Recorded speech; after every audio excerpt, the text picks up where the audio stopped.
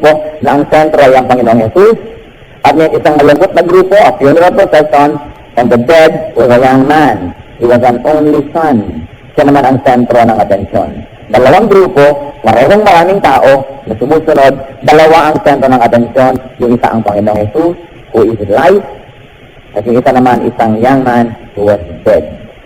Very, very dramatic contrast. And then there was the bereaved widow. The bereaved was a widow. Napakahirap, imagine na mamatayan ng anak. Pagkatapos ng barely pang hirap, na yung namatayan at naulila ay isang balok. Wala pa siyang husband na pwedeng magbigay ng comfort, pwede niyang kapitan sa braso, pwede niya sandalan, iyakan. Nag-iisa siya. In male-dominated Israel, the two men of her life, the two men of her future was done. So, anong naghihintay sa isang babaeng may edad na walang asawa at walang anak na lalaki, sino ang magtatanggol sa kanya? Sino ang bubuhay sa kanya? Sapagkat very dependent sila sa mga kalalakihan. So, parang inalisan mo na rin ng pag-asa ang balong ito. Hindi lang siya nawala ng anak, ng asawa, parang nawala rin siya ng buhay, ng sigla, at ng comfort. Napakaraming nawala sa kanya ng sabay-sabay.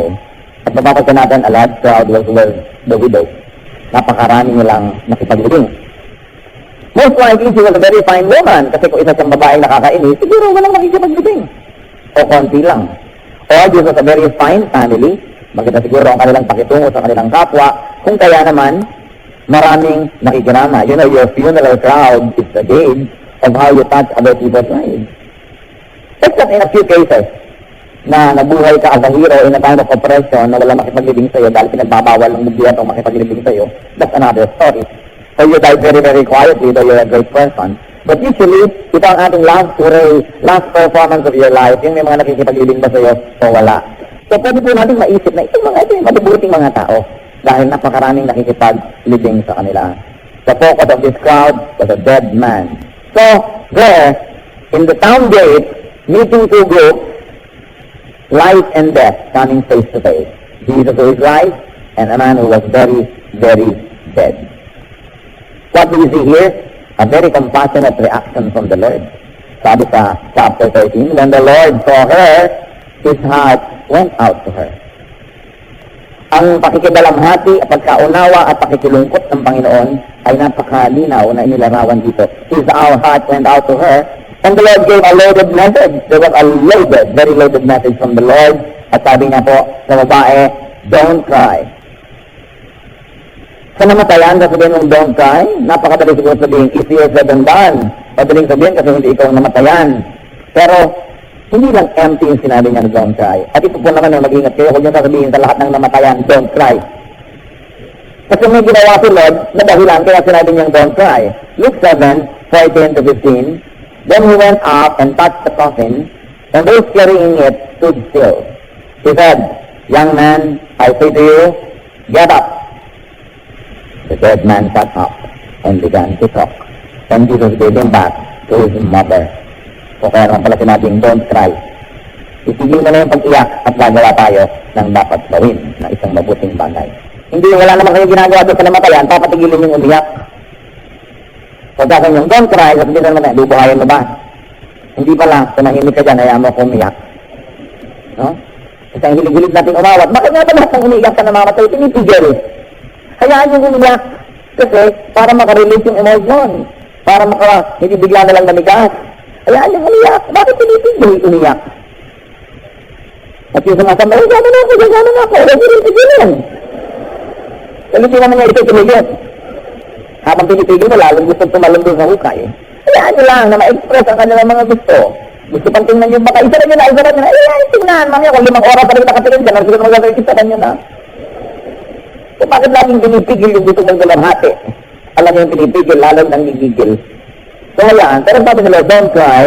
And there was an unusual act of the Lord. Very, very unusual here. Kung napansin niyo sa kwento, he touched the coffin.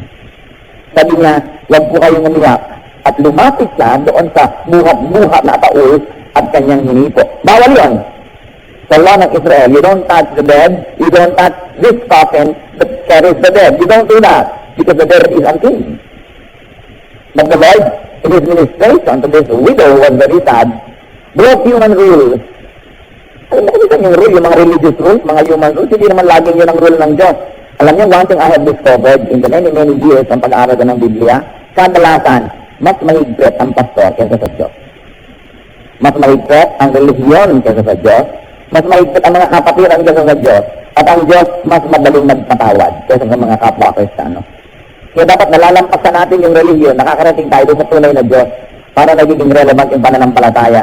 Yung mga nawawala ng gana sa pananampalataya, sa Kristyanismo, actually, hindi sila kay Kristo nawala ng gana. Nawala ng gana sa mga Kristiyano. Nawala ng gana sa mga churches, sa mga pamamaraan. Pero yung idama yung Diyos, hindi na kasalanan yon. Dapat malampasan natin yung mga tao, yung relihiyon, yung mga sistema, yung mga pamamaraan, at makarating tayo doon sa puso ng pananampalataya, who is the Lord Himself. Nakita nyo, yung hindi hinihipo niya para makatulong. Sabi niya, don't cry. And then, he touched the coffin. And then, an electrifying word came from the Lord. Isang salita na halos ay parang siglat, nakakakuryente, nakakagulat ang sinabi niya. Parang hindi pa sapat na hinipon niya yung ataol, pero pag ang sinabi, sabi niya, get up. Pinabangon ang patay.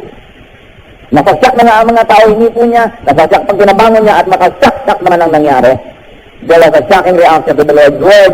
The dead man, shut up! Kung kayo yung nakikipagliring, tatakbo na kayo. Parang pelikula ni Dolphy. No?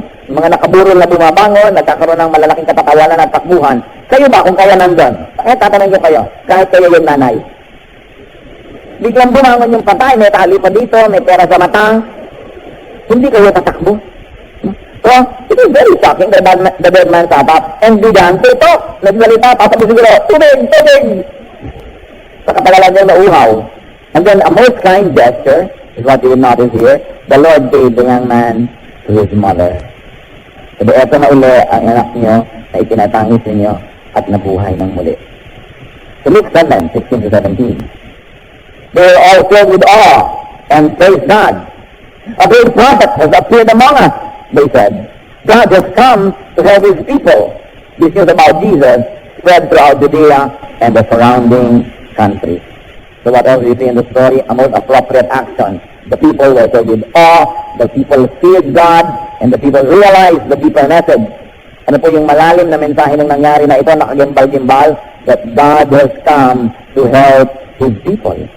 Dapat natin unawain na nung panahon na ang Panginoon ay dumating sa mundo, tahimik ang langit, walang propeta sa Israel ng daan-daang taon. Walang mensahe ang Diyos, para bang walang Diyos. Parang walang kalugod-lugod ang kaluguran ang Diyos sa Israel. Walang ipinapadalang mensahero. The silence was broken only by John the Baptist. John, because I came to clear the way for the Lord. Repent, because the kingdom is at hand. Noon lang uli nagsalita ang langit sa napakatagal na panahong tahimik. At walang mensahero, walang propeta. Kaya sabi ng mga tao, God has come to help His people. Dumating na siya. Ano pong help yun? Siguro ang pinakamasakit mangyari yung mamatayan. Pero kung yung patay binubuhay, ano pang sakit ang pwedeng dumating sa tao? Ano pang hirap at hinagpis? Ang maghihigit pa doon sa nasolve ni Lord na buhay ay ibinalik. At hindi lang buhay na physical ang ibinabalik niya. Sapagkat kahit mabuhay ka naman ulit physically, mamamatay ka na naman ulit physically. Siyempre itong lalaki ito namatay ulit, alangan namang hindi. Yung namatay din ulit yun, lumungkot ulit yung ina nun, kung sakaling nauna sa kanyang ina. Pero pinahaba-haba naman yung kanyang kaligayahan sa mundo. Pero hindi lang yun ang buhay na ibibigay ng Panginoon Jesus. Buhay na walang hanggan. Yung buhay sa kabila, yung eternal life, na hindi na muling mamamatayan yung espiritu at ang lahat ng mananampalataya ay magiging magkasama habang panahon. Kaya sabi nila, God has come to help His people. Because the greatest problem and difficulty and burden of people is death. Kamatayan.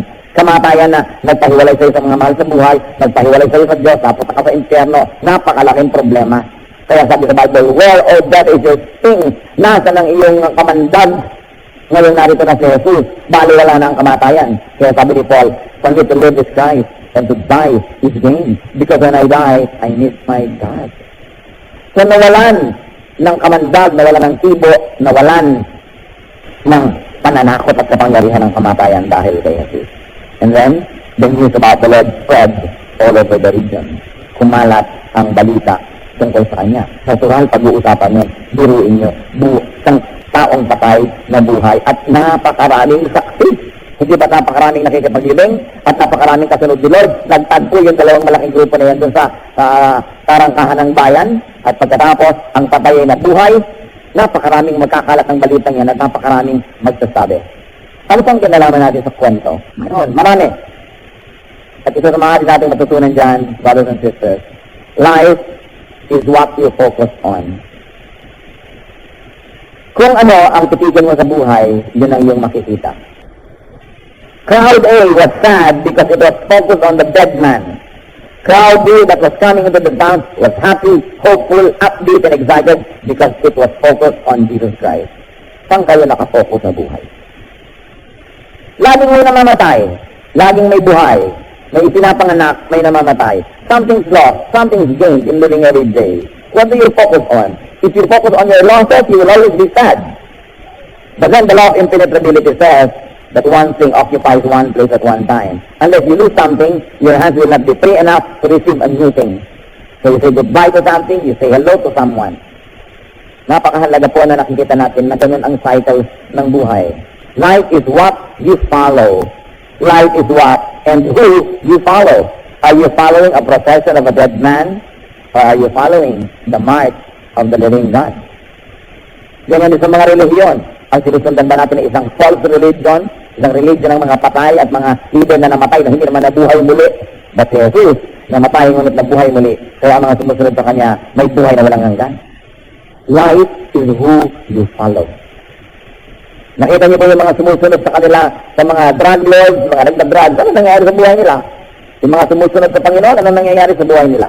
Yung sumusunod sa maling payo ng mga kaibigan, ano nangyayari sa kanila? Yung sumusunod sa karunungan, sa wisdom, ano nangyayari sa kanila? Life is who you follow. Kaya pinipili agad-agad. Dalawang grupo. Ang Bible po ang hilig magbigay ng ganyang dichotomies. No? Dalawa laging example. Si Lord nakapako sa krus, may dalawang lalaki nakapako sa kanyang tabi. Yung isa nakarating sa paraiso, yung isa hindi. Para madaling pumili sa inyo. Alin ba ako doon? Ito o yun? Ano bang ginawa nito na tama? Nakarating sa paraiso. Anong ginagawa nitong mali? Hindi nakarating sa paraiso. Ngayon, mamimili ako. Sino sa kanila susundin ko? Dalawa ng dalawa. Dalawa yung tao who built their houses. One built his house upon the rock, another one built his house upon the sand. And the floods came, and the flood rose, the rain dropped, and the wind blew, and the house built on the sand collapsed, because it was built on shifting sand. The house built on the rock stood, because it was built on the rock. So pipili ka, will I build on the rock? And 1 Corinthians 10:4 says, the rock is Christ. Or will I build on the sand? Ang buhay ko ba, ipapatong ko lang sa aking mga panaginip, mga pangarap, mga kalustuhan, mga layaw, sarap, mga bisyo, o ipapatong ko dun sa di nagbabagong salita ng Diyos na ako aasa? Choices. Pagkanas, dalawa lang. Nakikita natin, napakaraming ganun. Kaya ito ngayon, mas simple ang choice. Kaya ba sasama dun sa libing, o sasama kayo dun sa marcha ng buhay ng Diyos? Don't overread. Baka nang hindi na makipaglibing kahit kailan sa mga tunay na libing. Hindi yan ang sinasabi natin. Kundi, huwag ninyong gawin na ang buhay ninyo, lifestyle nyo, ay parang laging living. Lagi na lamang nagmumukmok, lagi na lang nalulungkot, lagi na lang iniisip ang wala. Hindi na tuloy natin na-appreciate kung ano yung nandun. Kaya sinasabi nga nila, life is what you make it, up to a great extent, it is true. So, you follow the living Lord in His march, or a dead man and His funeral. Who or what do you focus on? Ano ba ang ating pong binibigyan ng focus? Kung kayo'y malulungkutin, sigurado ang binibigyan niyo lagi ng focus, yung lungkot. Kaya kayo malulungkutin. Mahilig kayo siguro manood ng mga dramang malulungkot. Mga laging kawawa ang bida, pinagsasasampal natin at tagsakan. Buhay pa rin. People who have complete jurisdiction over their lacrimal glands, na kung nakakaiyak sila at will, ginaubusan ng luha, yung pinagpapapanood ninyo, mahilig pa kayong manood ng sunset, nakakalungkot yan. May pagtiwas sa sunrise. No? Kakanta pa ang piano ng Singlulubog ang araw. Marami sa inyong umabot dyan. 1965 umuto yan. Singlulubog ang araw. Pagkatapos, malulungkot na tugtog. Mga nakasarang mga bintana, malulungkot na anyo. Meron pang namatayan ng mahal sa buhay, sinabihan ng patawag, iiyak ka masama yan. Siguro kinopya niya si Roddy, itong Don't Cry. Tigil na tigil tuloy itong namatayan. Napakatagal na nailibing. Pwede na ba akong umiyak? Umiyak ka lang umiyak. Kasi napagsabihan ng dating religious leader, huwag kang iiyak. Pwede ba akong pumunta sa probinsya para mag-iiyak ko sa puto? Pumunta ka, sige na. Umiyak ka dahil dapat lang namatayan ka. Hindi lumublo ko lang yung loob. Ngayon, kung nasabihin yung tao, huwag umiyak, buhayin niya patay. O kaya, bigyan nyo ng kapangangailangan niya. Pag may sinasabi sa tao na tayo na, relax ka lang, kalamayin mong loob mo. Bibigyan natin ang kailangan niya, hindi yung hanggang salita lang yung tulong mo. Pag sinabi mo, sige na, huwag mo masyadong isipin. Paano ko hindi isipin eh? May isip ko ngayon, babayarin. O, ito pang balad. Pero huwag mo masyadong isipin. O kaya merong may sakit, huwag mo masyadong isipin. Ito pang pandoktor. Pero sabi mo, huwag mo isipin. Pero wala ka na bumibigay. Bulaklak lang ng dila yun. Kaya mga lagi tayo, mga Kristiyano, kamukha ni Kristo, pag sinabi natin sa tao, sige na, huwag mo masyadong dibdibin. Kasi tinutulungan natin. Huwag mo masyadong papanin, kasi tinutulungan kita. This is the essence. Hindi lang to words. Lalo pag may namamatay, sometimes you say the most foolish thing. Titingin ka sa namatay, wala ka namang masabi. Ano? Parang natutulog lang. May natutulog ang nakabarang Tagalog. May bulak sa ilong. May natutulog bang ganon? Kaya, huwag ka nalang magsalita kung wala kang masabing tama. Just keep quiet. Pero kung magsasalita ka, bakit? Outward words. Halimbawa, sige, huwag mo masyadong problemahin ang living. Kasi, ito, nag-doctorate akong 20,000. Hindi mo problemahin. Hindi nila talaga buhay. Relax lang. At wala ka namang gagawin. It's useless. It is important, brothers and sisters, pag meron tayong problema, lalo na, to fix our eyes on Jesus. Because Jesus is bigger than our problems. Because Jesus is bigger than our questions. He is brighter than our darknesses. He is more than enough. So He was told to let us fix our eyes on Jesus, the author and perfecter of our faith. Sa Kanya tayo tumingin. Huwag sa tao, huwag sa problema, huwag doon sa dilim. Nakita niyo yung mga disciples, nananahimik silang namamangka, biglang bumagyo, at halos ay ipahit-pahit ng alon yung kanilang bunting sasakyan, pero sila ay nangatakot. Hindi sila tumingin doon sa kasama nila ni Jesus na tulog na tulog. Hindi nila isipin, kung ito ay tutulog, bakit ako matatakot? Samantalang kasama naman sa bangka na ito. At si Peter, nung nakita niya sila na naglalakad sa tubig, sabi niya, Lord, payagan mo naman akong lumapit sa iyo, kasi nasa bangka si Peter. Sabi niya, halika, at umakbang siya mula doon sa bangka, patungo sa tubig. Mas malaki yung hakbang ngayon kasi doon sa hakbang ni Armstrong, no? Patungo sa buwan, yung sabi niya, one step of man, a giant leap of mankind. Kaya alam naman niya, yung tutungtungan niya, buwan din, solid.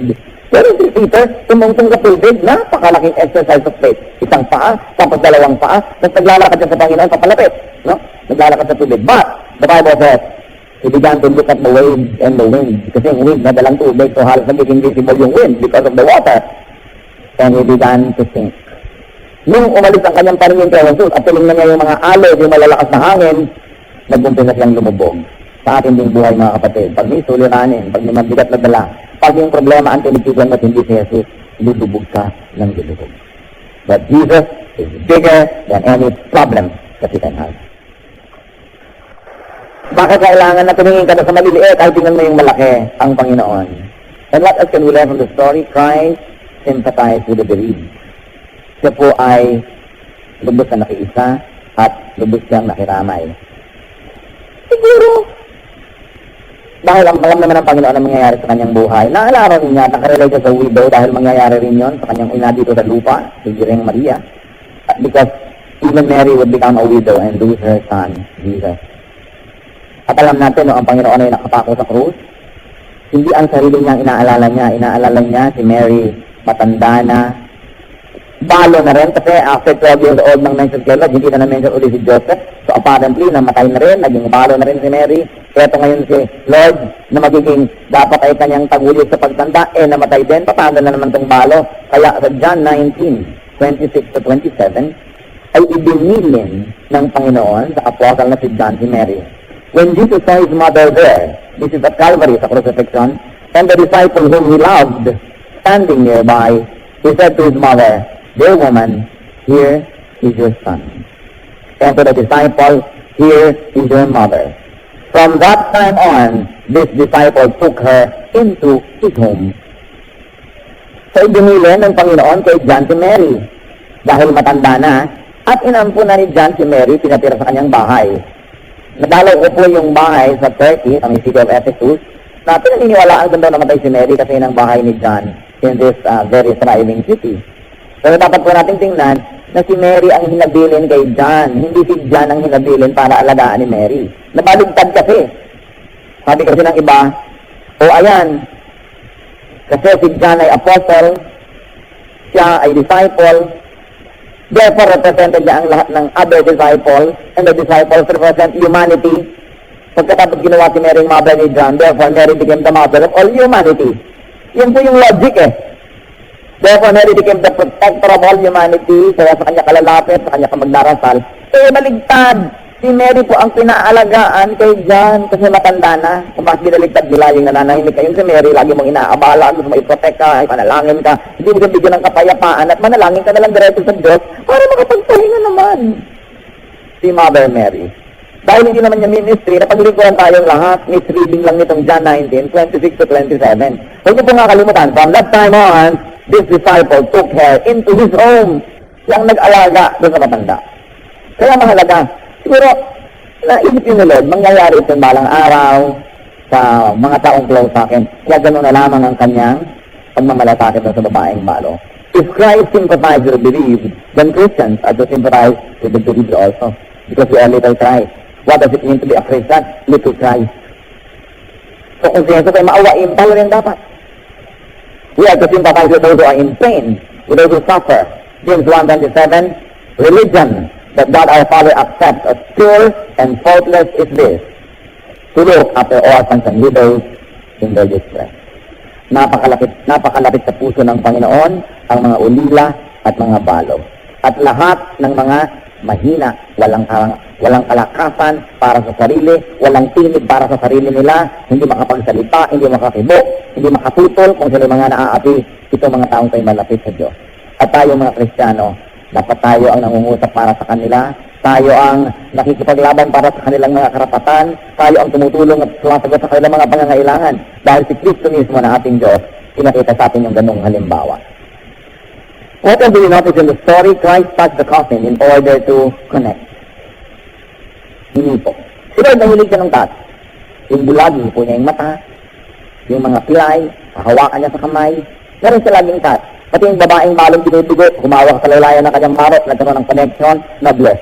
Alam niyo po ba na para tayong mag-bless, dapat tayong kumonect kay Lord? But this time, spiritual connection, hindi na yung physical, dahil nasa na yung laylayan. Kaya tuloy ko ano-anong laylayan ang hinahawakan ng maraming tao ngayon para kumonect, no? Samantalang, spiritual na yun. Symbol lang yung laylayan na nangyari sa tunay na storya. But what's important is to connect spiritually to Jesus. And that is to have Him as Savior and Lord and to live by His word, to obey Him. So the Lord touched the coffin. It was most unusual. What can we learn? Christians are to be willing, ready, and able to touch coffins in order to help. Now, hindi na literal na coffin, baka naman lahat ng atauli hipuin nyo. Once more symbolic yon. To do what we don't usually do. To do even what many people think, hindi dapat ginagawa. Sobra na yan. Mamingo na sobra ka ng tugod-tulong. Lampas na. Walang lampas sa kabutihan. Hindi na yan usual. Yes, the Lord showed us the way. To help is to do sometimes unusual. To even touch a coffin. Hindi yung puro mga token, ceremonial gestures lang natin. Meron na nangangailangan, pupulungan mo ng konti. Pero alam mo naman, it will not make a dramatic bend or effect on the life of the person. It's good to help up to the point of hurting. Hindi lang yung convenient. Kaya ayaw kanyang mga nagpapadala tayo kunwari sa awang gawa, ipapadala niyo naman yung mga dapak-dapak niyo, mga damit, yung mga nabura na yung design, mga wasak-wasak. Hindi naman tulong yun eh. Pinaluwag niyo nga lang ang mga cabinet niyo, nakabuti nga sa inyo. You are not really helping until it hurts.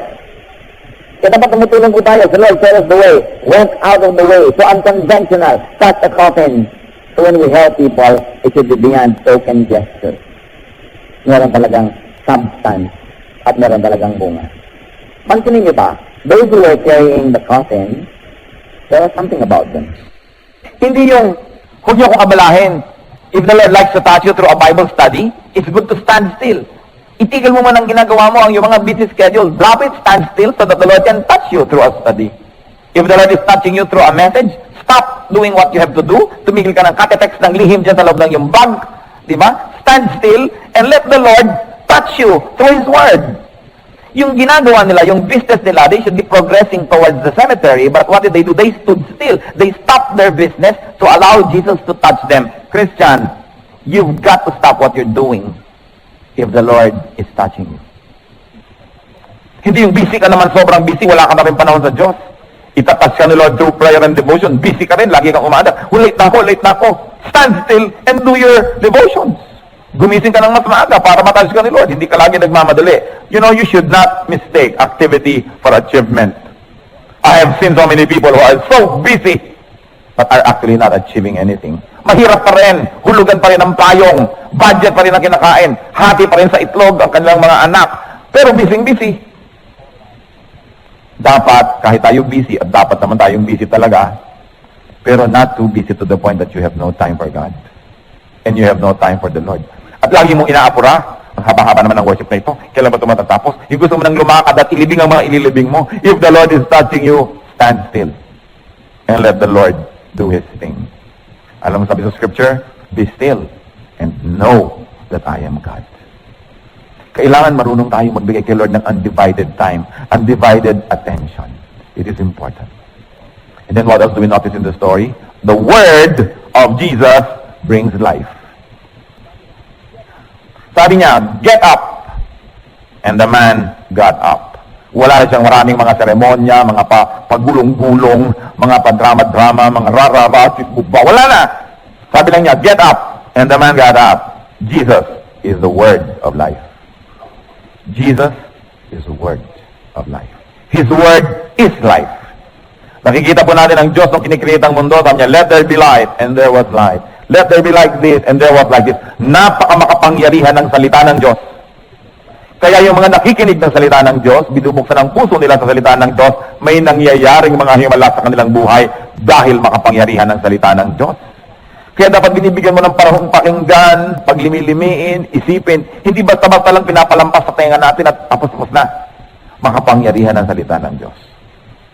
Dapat pinapakinggan. Binibigyan ng oras, ipinaglalaban na marinig, at dapat din sinasabi ng ating bibig. Inuulit-ulit sa ating sarili. Inuulit sa iba, itinuturo sa iba dahil makapangyarihan ng salita ng Diyos. Pag dumating ang kapangyarihan ito, sa mga nanghihina, sila'y lumalakas. Sa mga may sakit, sila ay lumalakas din. At sa mga patay tulad nito ng buhay. At alam niyo ba, hindi lang physical na pagbuhay at kamatayan ang pinag-uusapan. Dahil maraming tao are physically alive but are spiritually dead. Are emotionally dead.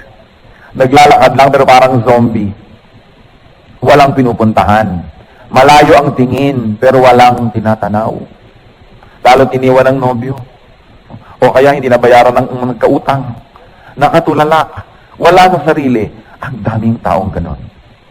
Anong kailangan nila? Salita ng Diyos. Dahil ang salita ng Diyos ang nagbibigay ng buhay. Life is in the Lord's Word. That's why sabi ni David, your word I hid in my heart so that I may not sin against you. It is important to memorize God's word, to talk about God's word, to speak the very word of God to people and to ourselves. Those who need life must first hear the word of life. And Jesus is the word of life. Napaka-importante. Kung sila busy, gusto nila mailibing agad matapos yung business, hindi na sila paabala kaya. Tuloy-tuloy na yung libing, hindi na siguro nabuhay muli yung tao. Gaano karami ng mga pagkabuhay na muli ang dapat nangyayari sa ating buhay? This time not physical, but emotional, spiritual. Hindi nangyayari because we don't stand still. Because we're too busy. And what else do we learn from the story? That those who receive life are to talk. O yung tao, matapos natanggapin niya ang buhay, nabuhay siyang muli, ano nangyari? Ang una niyang ginawa, nagsalita. Kung kayo may buhay na muli galing sa Panginoon, you should talk. At anong topic natin? Jesus should be our topic. Life. The meaning of life. Salvation. We should talk. That's the least you can do if life is given back to you. Lahat ng mga tao nagkiklip ako na born again, na-save ako. Talk about it. Talk to people. Explain it so that they too will hear the word of life. And what else do we learn? Those who witness the Lord's mercy, the Lord's goodness, the Lord's power are to talk. So ano nangyari? Pinag-usapan yung nangyari hanggang lampas-lampas pa sa Judea. Pero dapat tayong makalampas lalo sa nilampasan noon. Acts 1:8, the Lord says to His people, and you will be my witnesses in Jerusalem, in all Judea and Samaria, and to the ends of the earth. Dapat ipagkalat natin ang katotohanan that Jesus is life, that people can find life in Him. Why? Because faith comes from hearing. Romans 10:17. Consequently, faith comes from hearing the message, and the message is heard through the word of Christ. Sabihin ka nun, the message is heard through the word of Christ. But faith comes from hearing. People are to hear the Word of God. Kaya wag po tayong laging magpapabaya, laging magsalita, hindi kayo masisiro. Sabi sa Bible, my word will always accomplish the purpose for which I send it. It will never return to me empty. So ang salita ng Diyos, oras sa pinawalan ninyo, pagbalik niyan, may bunga, hindi bumabalik ng walang bunga. Kung minsan lang matagal bago makita yung bunga, kung minsan naman hindi natin makita, yun pala yung bunga, pero walang pagtuturo, walang pag-share, na walang nangyari. Lahat may nangyayari. So hindi tayo dapat magkulang at hindi tayo dapat manghinayang sa ating mga effort. My word will never return to me empty, but it will always accomplish the purpose for which I send it. That's what God says about His word. Habang nililimin natin ang kwentong ito, ang tanong ko ay, do you have a dead son? Meron po ba kayong patay na anak na lalaki? And I don't mean literally na. Meron ba kayong bahagi ninyo na patay? Meron ba kayo? So by that definition, lahat ng tao hindi pa tumatanggap kay Kristo bilang Panginoon at tagapagligtas, spiritually, they are dead. And their dead spirit is only waiting for the body to die so that the dead spirit will be released into the world of the dead. But before the body dies, the dead spirit must have life again, must be born again, must accept Jesus as Savior and Lord. Meron ba kayong uuwian ngayon ng mga patay? Dapat silang dalhin sa Panginoon. Dalhin sa kanila ang salita ng Panginoon. Dalhin sila sa mga Bible study. Dalhin sila sa worship. Dalhin sila kahit saan, wherever it takes, where they will hear the Word of God, so that their dead spirit will be alive again. So that when this body dies, the spirit is alive, will go back to life, will go to God. Yun ang goal po natin. Kung minsan, buhay na buhay tayo sa church, pero uuwi tayo sa bahay na may mga patay. Sa inyong offices, sa inyong mga kapitbahay, sa inyong compound, sa inyong workplace, sa inyong school, wherever you go, gaano karami doon ang patay, hindi aksidenteng naroon kayo. Gusto ni Lord, dalhin nyo doon yung word of life. Because what you have received from the Lord, you should give freely to other people. Take dead people to the Lord. At isa ko pa pong tanong, do you see a grieving widow? Meron po ba kayong kilala, nakikita, nadadaan-daanan, na taong malungkot? Taong may pangangailangan, taong parang namatayan, o totoo nga actually namatayan. As Christians, how do you show your compassion? O naging sobra na tayo maging mas kasarili at manhid sa pangangailangan ng iba? Napapansin ko po, maging sa aking sarili at sa marami kong mga kaibigan, pag bagong dating sa Pilipinas, matapos ang ilang araw o ilang linggo abroad, lalo kung galing ka sa West, pag uwi mo sa Pilipinas, ramdam na ramdam mo ang kahirapan ng bayan. Kitang-kita mong kupas-kupas ang damit ng mga tao. Kitang-kita mong gapak-gapak na yung mga handbag ng mga babae ginagamit pa. Kitang-kita mo ang mga bahay-bahay na pinagdugtong-dugtong na kung ano-ano naging bahay. Kitang-kita mo ang hirap. Pag kumakain ka sa mga restaurants, kakunti-kunti ng mga laman ng mga ulam ng mga service. 3 hiblang tapa, 3 buto ng kamatis, no? Yun na. Compared sa mga pinanggalingan mo na talagang tambak na mga servings, lalo kung galing ka sa Estados Unidos kung saan napakalakas mag-aksaya ng pagkain. Tambak, bundok, ang lalaki para mga tabo ang mga baso. Tapos uuwi ka rito, ramdam na ramdam mo. Kitang-kita mo ang mga pulubi, kitang-kita mo ang mga hirap, pero patagalin mo ng mga 2 linggo, di mo na muli nakikita. Sanay ka na. At alam niyo po kung anong mahirap? Ang masanay sa ganitong mga tagpo dahil hindi na natin nararamdaman ang kirot. Hindi ibig sabihin ay walang sakit. Nagigilang tayong manhid. At yan ang problema sa ketong. Namamanhid kapag may ketong ka, kaya kinakagat ka na pala ng langgam, may infection ka na, napapasok ka na, hindi mo pa alam, kaya nadidisintegrate ang iyong katawan. Dahil hindi mo na araalagaan, dahil hindi mo nararamdaman ang kirot. Nakakaramdam pa ba kayo ng kirot? Para sa ating kapwa. Marami kang kapatid, maganda-gandang buhay mo, pero merong kapatid kang hindi. Binibigyan mo ba? Tinutulungan mo ba? O, bahala siya sa buhay niya. Wala nang kirot. Ang mahalaga ako meron, bahala siya sa buhay niya. Alam niyo naman kung marami magkakapatid, minsan iba-iba yung kalagayan sa buhay. Pero kaya ba ng dibdib niyo na regular at maayos sa inyong buhay? May mga kapatid kayong hindi. Ang mga anak niyo masasarap ang buhay, may mga pamangkin kayo na hindi nakaka-enroll, pero mga anak niyo okay lang. Kaya niyo. Dapat nating maramdaman ng kirot.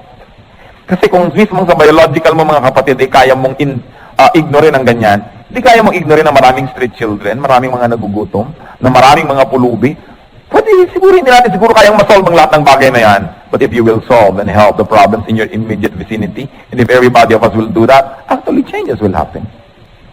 O ayaw mo magpalimon sa pulubi dahil baka racket, pero binibigyan mo ba naman lang kahit naman lang biscuit? Yung ba yung sa yung kotse, meron ka man lang, pumapakyaw ka ng mga biscuit at pag may mga bata kumakatok-katok, bigyan mo. Tapos sabihin ng bata, di naman pera, kuripot, gagawin ka pa ng pulubi, ano? Pero hindi ba, binigyan mo, malawag ang ilog. O hindi na natin nararamdaman ang kirot. The Lord, though surrounded by people who were obviously adoring everything that He was doing, who were praising Him, who were very happy about Him, transcended the artificial happiness of the people around Him and felt for a widow. Sabi sa Bible, His heart went out to her. Kung meron tayong mga biyaya sa buhay, nag-iisip-isip pa tayo, o malapit na uli ang June, maraming enrollment, maraming magulang na mga problema. Meron pa tayong tinutulungan malang kahit isang bata, isang estudyante, kahit kalahati lang o pang down payment, pwede tayong tumulong. Alam niyo po ang kadakilaan ay hindi niyo lang ginagawa kung maluwag ang inyong buhay. Ang kadakilaan ay tumutulong tayo sa kapwa na magbuhat ng mga daladala nila, maski tayo man, may binubuhat din. Kasi kung aantayin ninyo na wala na kayong dala para kayo tumulong sa iba, baka di na mangyari yon sa maiksing buhay na ito. At nawalan tayo ng pagkakataon na maging dakila, tumulong o maging Kristiyano man lang sa gawa. Kailangan maramdaman ang hapdi para gumawa ng paraan. Huwag magbulag-bulagan, magmaang-maangan, magdingi-bingihan sa pangangailangan ng iba. At huwag isipin na yung mayayaman at maluluwag lang ang pwedeng tumulong. Tayo man ay may dala, kaya pa rin nating tumuwang sa dala ng iba. Yun naman ang itinuturo sa atin ng Panginoon. Lahat ng ginawa ni Lord, ginawa niya actually, pero ginawa rin niya also symbolically, para pag-usapan, pag-aralan, suriin, at tularan. Take time to get near a dead body. Take time to touch a coffin. To do what you don't usually do. To do the unconventional. Sometimes to even be criticized by others for doing it. Give of yourself. When the Lord touched that coffin, power came from Him. He gave of Himself. Katulad ng babaeng dinudugo na hinipo ang kanyang baro, sabi sa Bible, and Jesus felt power came out of Him. Kasi hindi tayo pwedeng tumulong nang hindi tayo nababawasan. At kung babalik na rin po natin mga kapatid, pag di kayo nababawasan, ibig sabihin, di kayo tumutulong. Para ano pa mga salitang pinapakinggan natin lagi? Kung yung katabi mo, naghihirap at di mo man lang matulungan pa ba yung malayo? Makapag-mission ka pa ba sa Afghanistan, sa Timbuktu, sa Lake Tanganyika? Itong katabi mo, hindi mo lang matulungan. Nasaan? Sayang ang lahat ng salita ng Diyos. Sayang lahat ng hallelujah, hallelujah, kanta-kanta. Sayang. Because, sabi sa Bible, religion that is undefiled before God is to visit the orphans and widows in their afflictions, to help the needy. Take time. Give of yourself. Life is short, but it's long enough for heroism. It's too short to be selfish. Kung minsan iniisip natin, yung mga magkakapatid nag-aaway-away dahil sa mana, buong buhay hindi nag-uusap, ang mga anak nila, mga pamangkin, magpipinsan, hindi nag-uusap, dahil sa kapratong lupa, isang dakot na lupa, isang lipang lupa, na kahit naman mabuhay ka pa, mga 30 o 40 years mo na lang magagamit, tapos hindi na rin, tapos na. Why destroy your relationships with people for such a thing that you can only use for a while? Well, our existence in the next life is eternal. Kaya sabi, don't be deceived by this world. Huwag magpadaya. Ang lahat ng nakikita ay sandali. Mga tao ang nadudurog ang puso dahil sinasabi, ang taba-taba mo. Huh? Bakit hindi masabi, ang ganda ng iyong mata, ang ganda ng kulay ng iyong baro, say something comforting. No? Ang ganda naman ng iyong balat. Kundi bakit? Ang kuko mo patay. Pakialam mo sa paray kung kuko, makikipaglibing ka ba? Say something comforting. Bihira na nga tayo may pagkakataong marinig. Samantalahin na natin na yung sasabihin natin yung nakakapaligaya na hindi naman bola. Kasi pag tinignan mo ng buhay ng isang tao, lagi kang may masasabing something nice and something good. It's your choice of what you want to say. Meron pa mga tao ang hilig-hilig mambara. Kung ikaw ay 11, 12, 13 years old na nakatira sa mga kalye, no, na nambabara ka, baka uso pa yun, pero kung matanda ka na, hindi na uso yung ganyan. Dapat pag nagsasalita ka na, yung